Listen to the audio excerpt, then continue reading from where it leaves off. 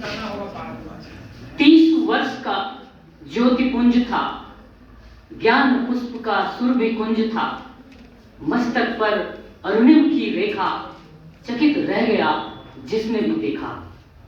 पश्चिम की धरती पर सनातन संस्कृति का ध्वज गाड़ने वाले युवा शक्ति के प्रतीक धर्म, दर्शन, वेदांत, साहित्य, पुराण के ज्ञाता, पश्चिम की विद्वत सभा को बौना साबित करते हुए भारत की संस्कृति को विश्व पटल पे पुनर्स्थापित करने और भारत को एक नई पहचान दिलाने वाले, एक अद्वितीय भूमिका इनका निभाने वाले नरेंद्र नाथ दत्त उर्फ स्वामी विवेकानंद की जन्मोत्सव पर विश्वविद्यालय के शिक्षा शास्त्र विभाग द्वारा आयोजित इस कार्यक्रम में उपस्थित मुख्य अतिथि शिक्षा शास्त्र विभाग के निदेशक महोदय, अन्य विभागों के विभागाध्यक्ष, शिक्षा शास्त्र विभाग के प्राध्यापकगण, एमएड एवं इंटीग्रेटेड बीएड के सभी विद्यार्थियों को एमएड तृतीय संसत्र के निशांत राज का प्रणाम। आज वो दिन था जब 1863 ईस्वी के वर्ष में वेदांत के प्रख्यात युवा तपस्वी का भारत की पवित्र धरती पे जन्म हुआ।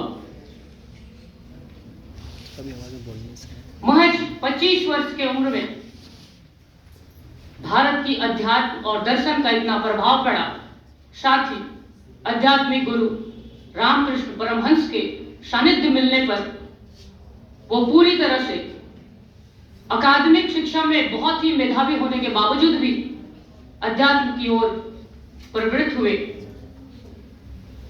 उन्हीं के सानिध्य की वजह से 1 मई 1897 को उन्होंने रामकृष्ण परमहंस की नाम पर रामकृष्ण मिशन की स्थापना की। मैं उनके जीवन मृत्यु की बात नहीं करूंगा, लेकिन उनके कुछ विचार थे कि सहनशील बनो, विनम्र बनो, सत्य का साथ कभी मत छोड़ो, और जहां तक सीखने की बात है तो हमेशा सीखते रहिए, क्योंकि कोई भी कहीं भी किसी से भी सीख सकता है। और हमेशा, जैसा कि मंच से पहले कहा गया, सकारात्मक बनिए, क्योंकि व्यक्ति वैसा ही बनता है जैसा वह सोचता है। मैं उनके विचारों के बारे में कहना चाहूंगा कि उनका यह विश्वास था कि किसी भी राष्ट्र के विकास में, उसकी समृद्धि में जो सबसे शक्तिशाली, सबसे सशक्त हथियार है, वो है उस देश के युवा। भारत जैसे विकासशील देश की आधी से अधिक जनसंख्या युवाओं की है, और अगर इतनी बड़ी जनसंख्या राष्ट्र के विकास में अपना योगदान देती है तो निश्चित तौर पे भारत विकास के पथ पे अग्रसर होगा। उन्होंने कहा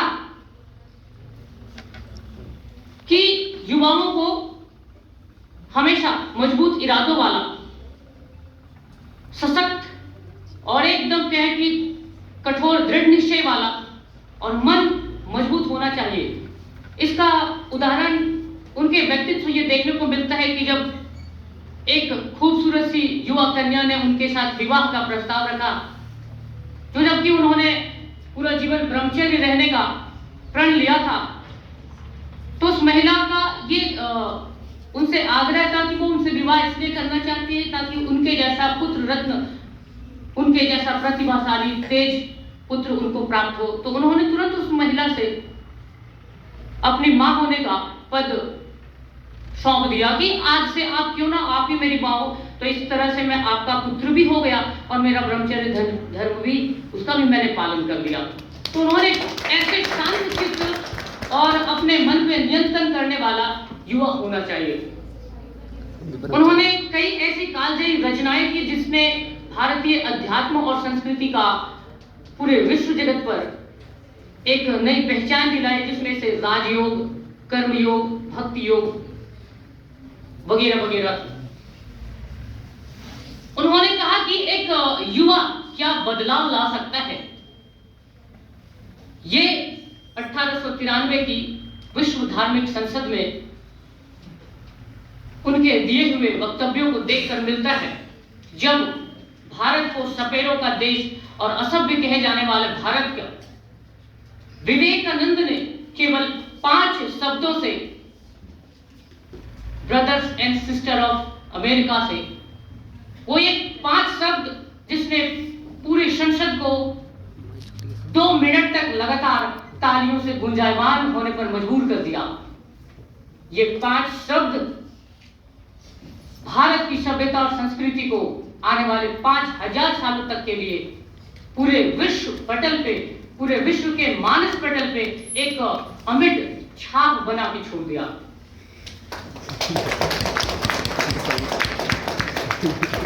विवेकानंद के बारे में मैं कहना चाहूंगा कि भारत भूमि की आशा था वो, युवा शक्ति और सामर्थ्य की परिभाषा था वो, सोना को भी लज्जित कर गया ऐसा विचित्र कांसा था वो।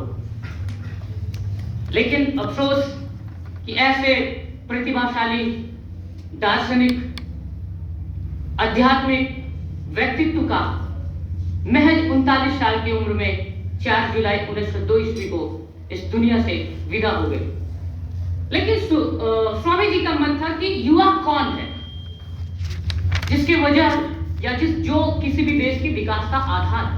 उन्होंने कहा कि युवा वही होता है जिसके हाथों में शक्ति, पैरों में गति, हृदय में ऊर्जा और आंखों में सपने होते हैं।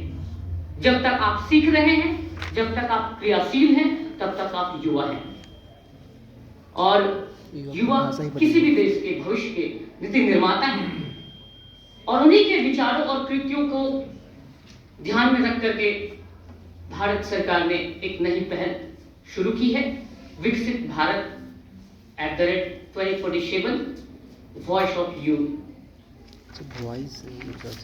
भारत 2047 में अपनी स्वतंत्रता के शताब्दी वर्ष पूरा कर रहा है और भारत सरकार भी 2047 तक एक विकसित इकाई के रूप में भारत को बनाने के लिए अपने कर्तव्यों से अपना कर्तव्यबद्ध है, महत्वाकांक्षी है। भारत में आर्थिक समृद्धि, सामाजिक उन्नति, पर्यावरणीय स्थिरता और एक प्रभावशाली शासन व्यवस्था के रूप में इस विशाल युवा शक्ति की प्रतिभा और उसकी क्षमता को पहचानने की आवश्यकता है। भारत चूंकि सर्वाधिक युवा जनसंख्या वाला देश है, ऐसे में उनके सामूहिक प्रयास और योगदान भारत को अग्रणी रूप में तैयार कर सकते हैं। इसीलिए प्रधानमंत्री ने युवाओं को एक आंदोलनकारी, परिवर्तनकारी एजेंडे के रूप में अपनी सक्रिय भूमिका निभाने के लिए आमंत्रित किया है। और इसके लिए उन्होंने 2047 तक हम किस रूप में भारत को देखना चाहते हैं, उसके लक्ष्य क्या होने चाहिए और कैसे उस लक्ष्य तक पहुंच सकते हैं, इसके लिए युवाओं से अपने सुझाव मांगा है। आप उस सुझाव को आइडियाज फॉर विजन ऑफ विकसित भारत @2047 पर अपलोड कर सकते हैं। और इसके बारे में मैं 2 शब्द और कह के समाप्त करना चाहूंगा कि इसके लिए उन्होंने घोषणा की है कि जो सबसे उत्कृष्ट विचार होंगे उसके लिए 5 लाख की पुरस्कार, जो द्वितीय उत्कृष्ट विचार होंगे उसके लिए 3 लाख और तृतीय उत्कृष्ट विचार के लिए 2 लाख की पुरस्कार की घोषणा भी की गई है। तो मैं प्रधानमंत्री कुछ कोट के साथ अपनी बातों को खत्म करना चाहूंगा कि today the goal of country is विकसित भारत, सशक्त Bharat, and we cannot stop until this dream of developed India is fulfilled. Thank you.